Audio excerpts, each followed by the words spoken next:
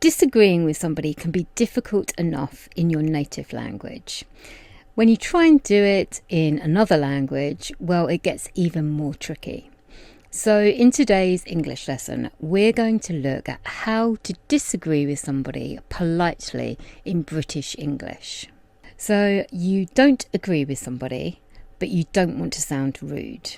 You want to speak up, but you don't want to come across as too emotional or too blunt or just a bit awkward. Disagreeing politely, especially in British English, can feel like walking a tightrope. British love understatement, and we generally avoid confrontation at all costs. But of course, there are times when everybody needs to speak up. And in this video, I want to try and help you to find your voice in English when you need to speak up. In today's video, I'm going to show you how to disagree clearly and kindly. We'll look at some natural softening phrases like, I see what you mean, but. And I'll also help you to sound more confident, calm and thoughtful when having difficult conversations. We'll look at some real life examples and explore what to say when you don't quite see eye to eye with somebody. In case we haven't met before, I'm Jo and I work with adults who speak English as a second plus language. I create videos here on YouTube every week, plus I create content on Instagram. And I teach on a platform called italki, where students book one-to-one private conversation classes with me. If that sounds like something you're interested in, then check out the link in the description below. You'll also find my affiliate link, which will give you 10 italki credits completely free when you make your first purchase on the platform. So with that out of the way, let's look at some softening phrases for disagreement. These phrases help you to gently disagree, but without being disagreeable. Number one is, I see what you mean, but. This is one of my favourites. It shows that you're listening, but it also shows that you've got a slightly different point of view. I see what you mean, but I'm not sure it would work in this case. Number two is, I see where you're coming from. And this one acknowledges that you understand why the person might feel that the way they do. So it's nice and empathic. I get where you're coming from. I just see it a little bit differently. Number three, that's one way of looking at it, but this keeps things quite light. You're not suggesting that the person is wrong, but you're suggesting that there are other ways of looking at the situation. Number four is a little bit more firm and polite. I'm not sure I agree with that. Number five is good for work meetings or discussions. Can I offer a different perspective? It's respectful but assertive, but you wouldn't necessarily use this one with friends. It's a little bit formal to use with friends. And the final one is, I think we might have slightly different opinions on that. Again, it's soft and respectful. You're creating space for both points of view.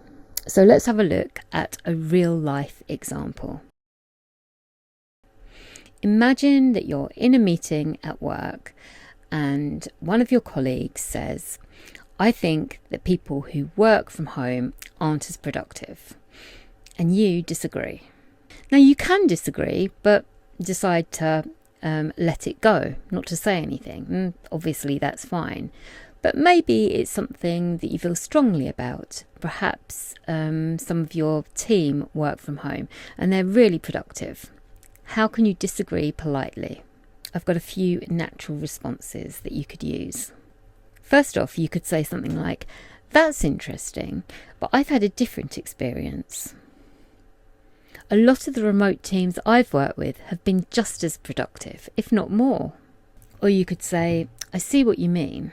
It can be tricky without face-to-face time, but I think with the right systems, people can work really well remotely. Or finally, you could say, yeah, I get that perspective, but I just add that I think productivity depends more on the person than the location. Can you see how all those responses are polite and non-confrontational, but allow you to gently offer a different point of view.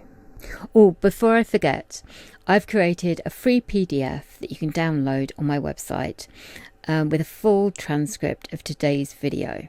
I'll put the link in the description below. Another rather useful tool that you can use is to express uncertainty, even though you're fairly sure you're correct. When you express uncertainty, it takes the edge off a little bit, takes away some of the tension. It shows that you're not trying to create an argument. It shows that you're open-minded. So let's look at a few phrases where expressing uncertainty can soften your view a little bit. Number one is, I might be wrong, but.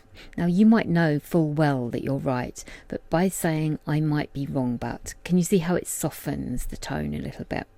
I might be wrong, but I think research says something different. Number two, I'm not really sure about that. I'm not really sure about that. I heard something quite different. And then finally, number three, it could just be me, but. It could just be me, but I usually find the opposite to be true.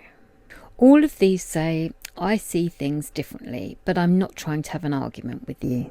Let's move on and talk about what to avoid if you want to sound polite. Firstly, don't tell somebody that they're wrong. Nobody likes to be told they're wrong. You can do it more gently. And I wouldn't say to somebody, you don't know what you're talking about. That's just plain rude. And there are two words that I would avoid altogether if you're going to disagree with somebody politely, and they are actually and obviously.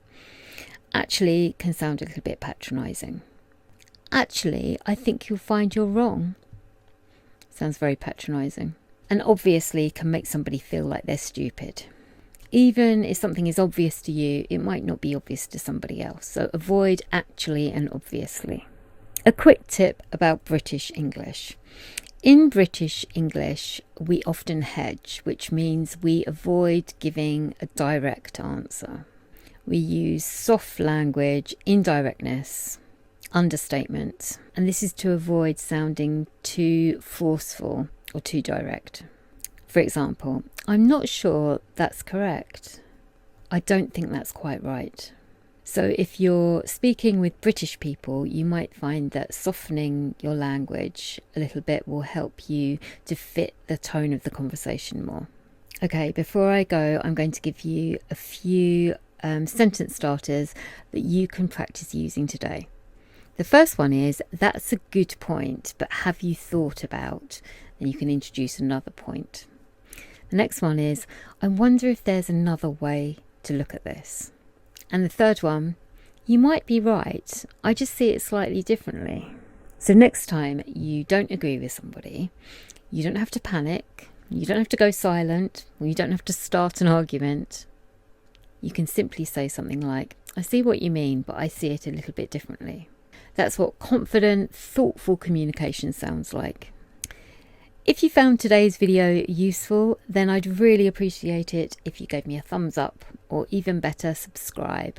Like I said before, I make new videos every week. Don't forget you can download the free PDF where I go through all these phrases and provide a full transcript of today's lesson. Thank you so much for watching, take care, and I'll see you next time. Bye!